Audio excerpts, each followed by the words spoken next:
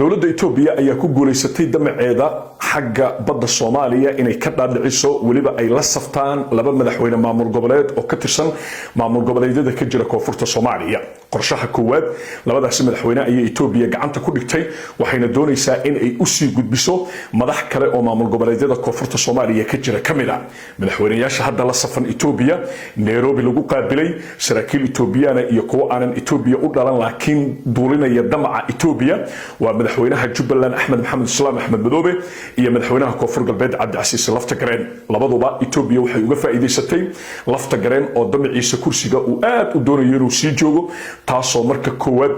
Laftagareen loo diray sixirowgii Itoobiyaanka ahaa ee Laftinaga baydhabo ku qaabilay kadibna Nairobi marka la keenay loo sheegay in uu doorashadu doono dhiga karo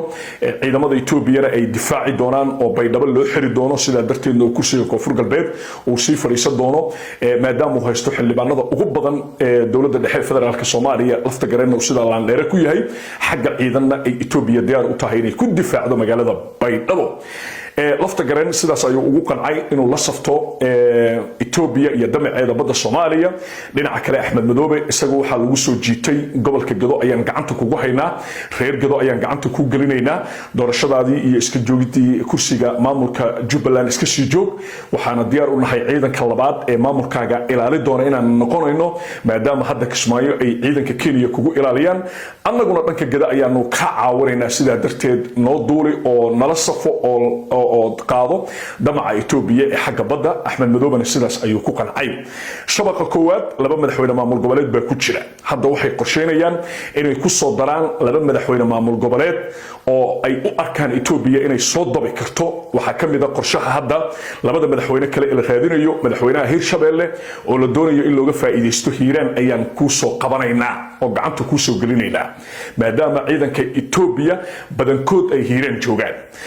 Ali Gudlaaw waxay u arkaan Itoobiya inuu sida ku soo gacan gali doono qorqorna qorshaha labaad buu u yahay maadaama ay laba madaxweyne hadda haystaan laba madaxweyne ay ka dhiman yihiin qorshaha labaad hadda waa qorqorna waxa looga faa'iideysanayaa maadaama ay kala dulqeen isaga iyo waliba madaxweyne Xasan Sheekh Maxamuud wad ogtihiin qorqor maalmihii ugu dambeeyay waxa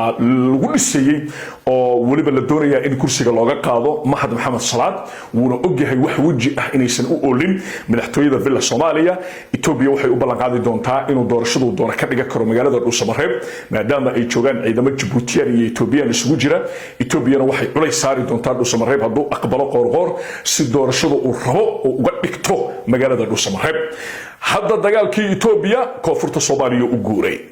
waxay u aragtaa inay cadaadis halka ka saari karto dowladda dhexe ee federaalka Soomaaliya Axmed Madoobe iyo Laftagareen Itoobiya la safteen Ali Gudlaaw iyo qorqorna hadda ayaa la doonayaa wixii ku soo kordha damaca Itoobiya ee xagga koonfurta u wareegana barnaamijyada soo socda ayaan kugu soo gudbin doonaa hadduu Allah idmo dhanka kalena wabiga Soomaaliya aada ee xagga Itoobiya ka yimaadana biyo fara badan baa lagu soo furay saacadihii ugu dambeeyay biyahaasina way sii kordhi doonaan dowladda Itoobiya si culays loo saaro koonfurta Soomaaliya wabiyaduna ay fatahaan culays xoog lana oo bulshada koonfurta Soomaaliya xagga wabiga laga cunaqabateeyo ama culays laga saaro oo biyo fara badan lagu furo ilaa marka dambe ay dowladda dhexe federaalka Soomaaliya ay damaca Itoobiya u jilcito hadda waxa socda waa dagaal diblomaasiyadeed Itoobiya waa ballaarisay saraakiil kalena way jiraan oo Itoobiyana oo u gudbi doona maalmaha nagu soo aadan madaxda maamul goboleedyada caasimadaha ay kala joogaan sida Kismaayo baydhabo Dhuusamareeb iyo Jowhar wixii ku soo kordha waxaan kugu soo gudbin doonaa barnaamijyada soo socda hadduu Allah idmo ku soo biir oo ka mid noqo saaxiibada ku xiran Facebook page-ka Cabdullaahi Bilwan muuqaalkan markuu ku soo gaarana waxaan ka codsanayaa